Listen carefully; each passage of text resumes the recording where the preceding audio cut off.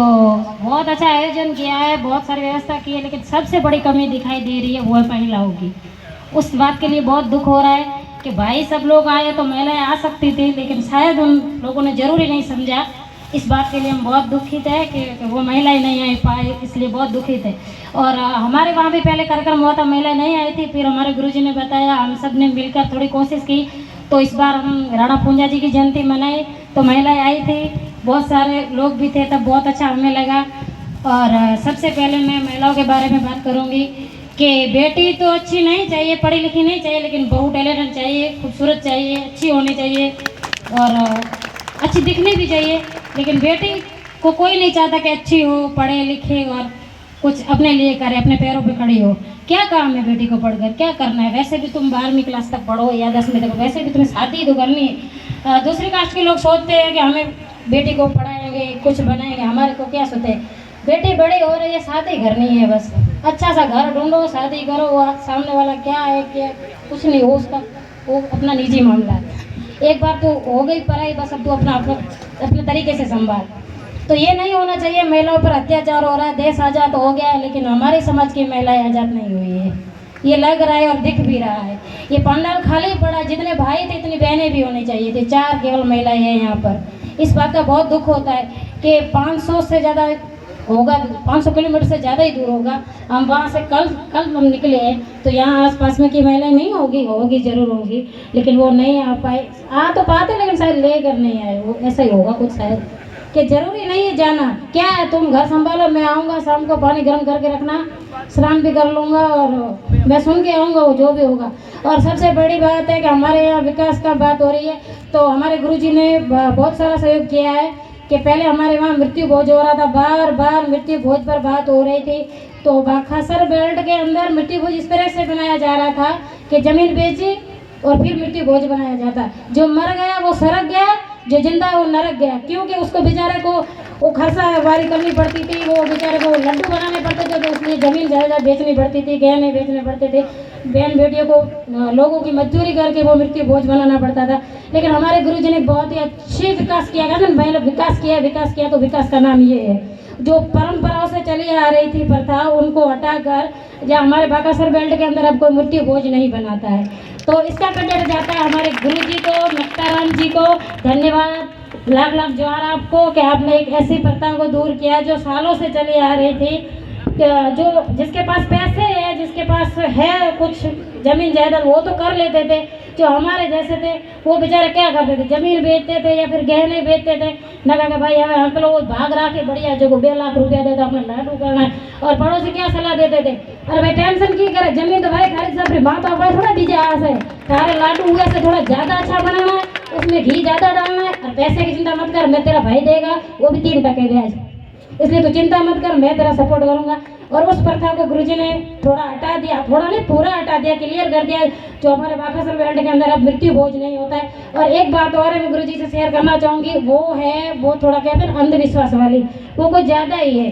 जो हमारे घर में बच्चे होते हैं, पहला बच्चा होता है तो तकरीबन 4 से या 5 से भी ज़्यादा वो बकरियाँ जाना था पड़े, बच वो 4 मायत्र जाना, 4 मम्मी ने मायत्र जाना, ऐसे करके वो जो बच्चा पैदा होता है तब वो इतना सारा है, एक वाड़ो आपको खाली करना ही तो पड़े, तो एक वाड़ो मतलब उम्र भाई थारा छोरो आओ खेत पर दीनो है, खेत पर दीनो है थारे भाई 4 बकरियाँ करना ही पड़ता, कुछ भी करे थारे 4 बहुत बकरियाँ तो करना ही पड़ता। अब भाई भोपे क्यों है, साजो भोपे करे हुए, हाँ ये भोपे साजो करे हुए, अनो जो अगली बार गुस्सा हो जाता है भोपा, तो भाई हूँ आयो कौन था बीजो, फिर बीजो लेना पड़ता था बाकर ना, खेत में गुस्सो थे सब। तो गुरु जी कहते हैं ये सब अंधविश्वास है, भगवान को मानो, लेकिन वो जो अंधविश्वास है उसको मत मानो। भगवान को हमारा भगवान से कोई विरोध नहीं, भगवान होता है, ऐसा नहीं कि भगवान नहीं है, हम सभी देवी देवता को मानते हैं, हमारे घर में भी पूजा होती है, देवी देवता को मानते हैं, लेकिन पाखंड को मत मानो, जो झूठ है उस चीज को मत मानो, जो झूठ को बढ़ावा दे रहा है भोपा भोपी कुछ नहीं होता, ये अपना ड्रामा करते अपना घर चलाते हैं, ये ड्रामाबाजी, इस ड्रामाबाजी से बाहर आओ, भगवान को मानो। और भगवान बिरसा मुंडा जिन पर पुष्प चढ़ाए रहे तो वो उन्होंने कांटों की राह चुनी थी, कांटों पर चले थे, इसलिए उन पर पुष्प चढ़ाए जा रहे हैं। और सबसे बड़ी बात ये है कि जो 25 साल का लड़का है वो अपना परदादा का नाम नहीं जानता है, उन्होंने एक अंग्रेजों से लड़ाई की है, और जीतू दादा कह रहे कि भील ऐसे सही कह रहे हैं आप। आधार कार्ड किसी का नहीं है हमारे वहाँ, किसी का भी आधार कार्ड, मेरे खुद के परिवार में किसी का आधार कार्ड नहीं है। मैं सच कह रही हूँ, झूठ बोलो भाई, मेरा ऐसा परिवार है, किसी के पास आधार कार्ड नहीं है। उन खुद को पता नहीं है कि कहाँ के हम, जिस देश के मूल मालिक है वो खुद भटके ही हुए हैं, उनको खुद नहीं मालूम कि हम कहाँ से आए हैं। आने वाले समय में जैसे समय बदल रहा है, और शिक्षा की बात, तो शिक्षा होना बहुत जरूरी है। पहले हमारे महापुरुष लड़ते थे, वो थी आत्मशक्ति की लड़ाई, वो शरीर की लड़ाई थी, वो शरीर में बल होता था तब लड़ते थे। अब है कलम की लड़ाई। जिसके पास पढ़ाई है, शिक्षा है, वो सबसे आगे है। जो शिक्षा है उसको किसी के सहारे की जरूरत नहीं पड़ती है, और जो बिना शिक्षा का है वो अंधा और अपाहिज है, उसे हर वक्त सहारे की जरूरत पड़ती है। वो ना पढ़ पाता है, ना कुछ कर पाता है। मैंने बहुत कोशिश की यहाँ तक पहुँचने की, ये कोई मामूली बात नहीं है। मैंने कुछ बात की गुरुजी की, आप महिलाओं को जोड़ो, आप बाकासुर बेल्ट के अंदर काम कर रहे हो। तो मैंने कहा अब क्या करेंगे, अब कोशिश करेंगे। मैंने कहा पगार दीजिए मुझसे, मैं मारी तो 50,000 तनख्वाह था, 10,000 મળે रही मगर तो पैसा મળे तो बड़े आऊँ। और एक तो बहुत बड़ी शर्म की बात है, बात करें तो भी शर्म आए।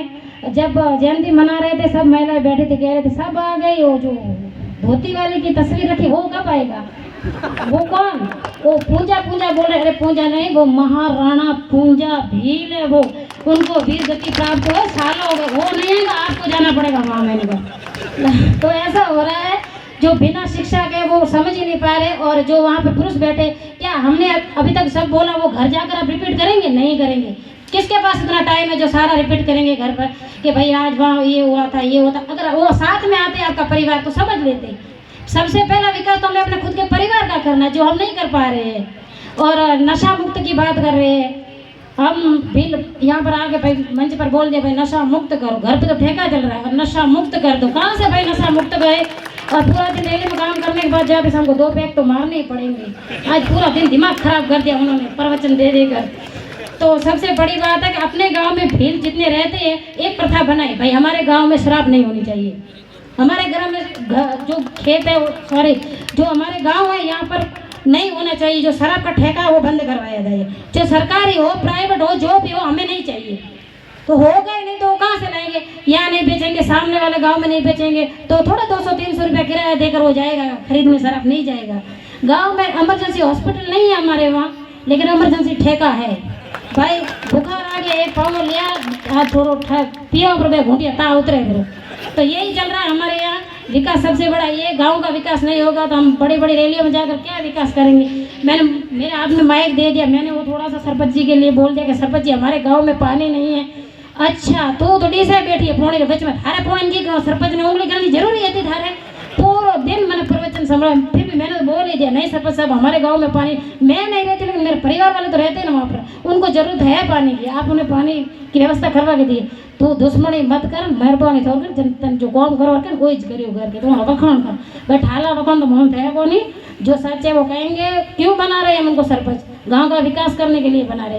हम अपना कीमती वोट देकर उन्हें जिता रहे, तो उन्हें उनका भी हक बनता हमारा ख्याल रखे, हमारी जनता का ख्याल रखे। और सबसे बड़ा विकास तो तब होगा जब गांव का विकास होगा, तब विकास होगा। डायरेक्ट पहुंच जाओगे बड़ी रैली लेकर शहर में, तो शहर का विकास नहीं हो सकता। सबसे पहला गांव का विकास, फिर शहर का विकास, और सबसे पहले घर का विकास करो।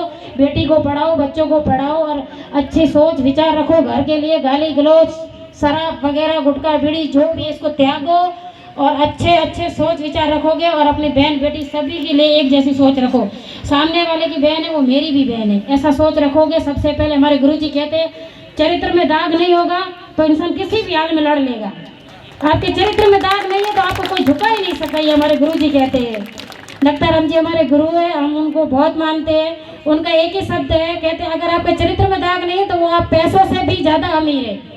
वो पैसा भी आपका वो नहीं कर सकता जो मुकाबला जो आपका चरित्र कर सकता है। कहीं भी आप अपना बोल सकते हैं, प्रवचन दे सकते हैं। अगर आप चरित्र में दाग है तो कहीं बोल नहीं सकते, भाई चुप कर तेरे करा में मुझे पता है, वो ऐसा बोलकर आपको चुप करा सकते हैं। लेकिन आपके चरित्र में दाग नहीं है तो आप कुछ भी बोल सकते हैं। और मैं आज जो भाइयों से इतना ही कहूँगी कि नेक्स्ट टाइम मीटिंग हो तो प्लीज़ भाइयों अपने जो बहन हो पत्नी हो जो भी हो उनको साथ लेकर आए।